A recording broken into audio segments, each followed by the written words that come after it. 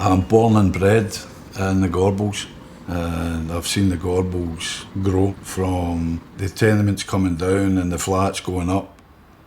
The conditions were pretty horrific. In the old school, my mum and her friends were an amazing group of people and a very much a community. They didn't have much, but what they had, they shared. Northgate is a social housing project, 100% social housing. The building was for the New Gorbals Housing Association. As it's a housing association and it's also ran by the community, a lot of the local issues, challenges are fed back into the design and the briefing. I think that's probably some of the mistakes of the past where there was a blanket approach to redevelopment, and this was very, very particular.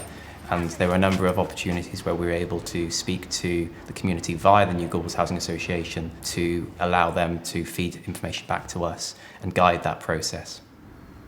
Because Glasgow is a real kind of blocky city, you do get corners. In some cases you get corners that come to a point and they always create a lot of drama. The way the building splays out is really responding to the views and kind of reaching out towards the city, and it was important that that face of that project guided people over the river and had quite a proud face to that as well, something that wasn't meek.